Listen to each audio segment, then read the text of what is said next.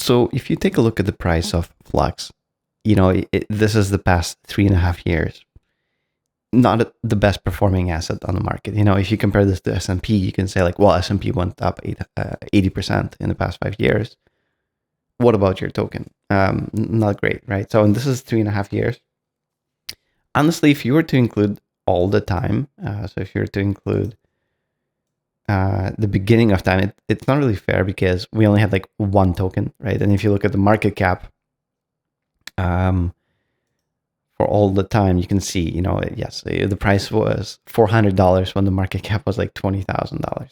So, for me, market cap is always the most accurate representation of the way the market's doing. And really, honestly, you can see it's been pretty stagnant over the past few years. And I think that's great because, inflation for Flux is at 40%. So if you take a look, you can actually see now it's at 40%. So what this means is every year, supply of Flux will increase by 40%.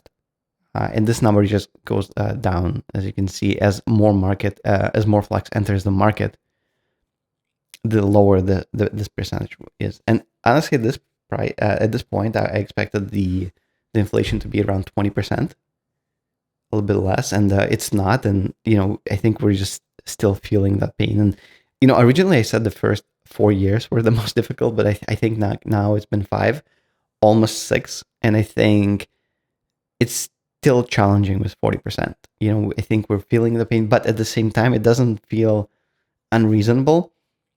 I just think we don't really have that much liquidity. I think overall we have 26. Well, you can actually see on the metrics. Yeah, you can actually see here. So in total, we have the same amount of liquidity on both layer 1, layer 2, and they're pretty much arbitraging each other at this point. So, and even then, like, if you take a look, we only had 700,000 tokens in the beginning of the year, and now we have 2.1 million. So in 1 year, the supply doubled. So I just wanted you guys to understand that it's painful, but right now, people that are holding them for not selling it, they're just getting 3%. And for Flux, like, the reason why there's still so much value to it is because you're getting 25% in RB Flux for holding Flux. So a big portion of Flux is just locked into mint RB Flux. Like that's how it's working, and I think it's pretty much how it's intended to be working. I'm just happy that's there's no issues there. But you can see overall $49,000 in liquidity. I think it's really great for this market. Now, you have to understand this is liquidity from users. Like half of that is mine. So the rest of it is funded by the community.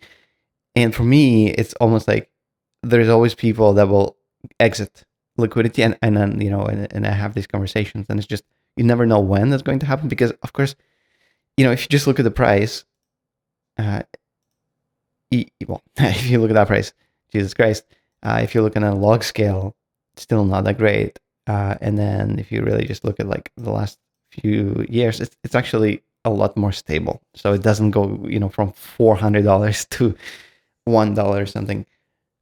So it's been still pretty good. Yes, it's down, but Ethereum is also down. So you just have to think that we just increased the supply this year by almost was like 50%. So, or even 100%. Let's see. Yeah, 100%. So this year we doubled the supply. So, and most of that, I'm guessing, went to the market. Some people went and used that to mint our Flux, and other people, they burned it. And we can see that, beginning of the year, we had 4.7 million burned, and now we have 5.5 million burned. And as you can see, people are still burning. The supply is increasing, which is wonderful. But the supply only increased by 1 million tokens.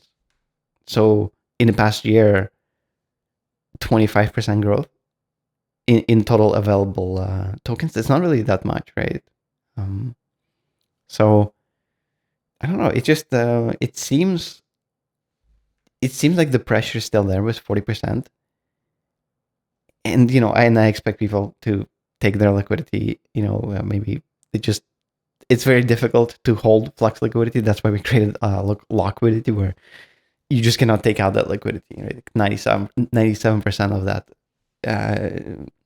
liquidity is permanent. So and that's really the token that I don't have to sort of babysit. I don't have to think like, oh, is someone going to take that liquidity?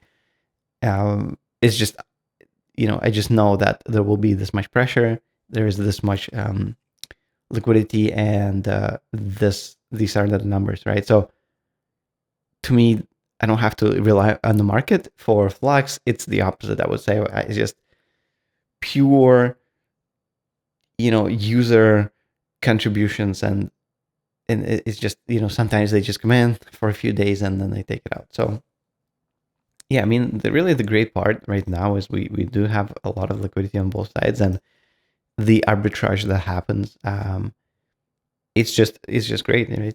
So there's always opportunity for the bots to come in, and we get some value and some volume, and the bots that are basically playing each other. So whoever makes it first gets the reward. I mean, so it's sort of like the same idea we have behind the Datamine Gems games. Whoever clicks this button gets the reward. But of course, look at this. Who's getting all the rewards? It's some bot, right? Someone made this bot, and it's winning all the money. And all it takes is one person to come up with a more optimized bot, but no one wants to do it. So this guy's gonna get all the money, right? So it's like it's just to me, it's interesting. There's basically a way for you to create a bot which doesn't take time. Like, I mean, you can probably just talk with AI and say, hey, make me a bot that clicks a button every day, right? It's not that complicated. You can probably deploy it in a day, but people are still not doing it. So but someone did it. So all you need is one person in the world, right? So I mean, it's kind of cool. It's yeah, I mean, Flux will always be sort of volatile. I mean, Dem is the most volatile and it's supposed to be, but I don't know why it's performing so well. Like, it's really great. It's, if you look, like, if you buy Dem, you only get 3% on Flux every year. Like, if you don't burn Flux, right? So you only get 3%, and people are still buying Dem, and they're not buying Flux. So it's just, to me, this number basically says either Dem is overvalued, because if you're holding a bunch of Dem and you're getting 3% per year, why wouldn't you sell now and buy it at a different time, if the price actually goes down lower? Do you know what I mean? It's just there shouldn't be such a big discrepancy, and it basically says that really there's not much demand for Flux, right? What I'm thinking is, as this number goes down, 3%, 2%, 1%, at some point, people that hold Dem, they will just say, hey, I'm going to take out my Dem. I don't want to make only 1%, and I'm going to sell Dem. And the price of Dem goes down, and then this number goes back up, right? So there should be this fine balance. So to me, this basically says there's too much demand for Dem, not enough for Flux. It's just a matter of time. It's so unless there is the people that are like sitting there willing to buy it, it's just, this is a very high price for them. You can see it even just on the chart. It's going up much faster than the rest of the tokens. I don't really know what that means. Like, if it continues to go up, does Flux follow, or is my theory correct and people should be selling at this price? Because you're only getting 3%. So yeah, it's just, I think this, if you just don't look at just the price and then you try to visualize the offering, that it's a unique ecosystem. It's not just a token that you can mint. It's there's all these burns and the lock liquidity inside of the ecosystem, and you're just participating in it, right? And I think that's a cool part. And hey, if you also look, we just broke 90% inflation on liquidity, and now it's 97.86. So that number is still going down fast.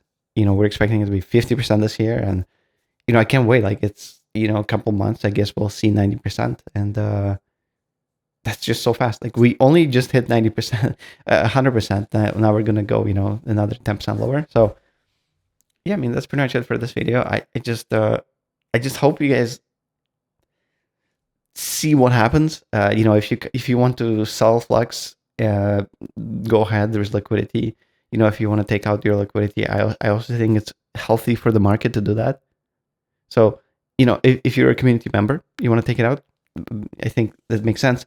For me, I think the value is there. That's why I own most of that liquidity for lock, because you earn 1% on every transaction from the liquidity, and there's so much volatility. Even now, people are buying, and someone's going to come and sell it, and someone else is going to buy it and sell and buy and sell. You get 1% from each transaction, and it really, guys, it adds up a lot. It's probably been it's sometimes maybe even better than holding all that in Flux. So yeah, I mean, I just think there's so many opportunities. So yeah, thanks everyone. Have a good one.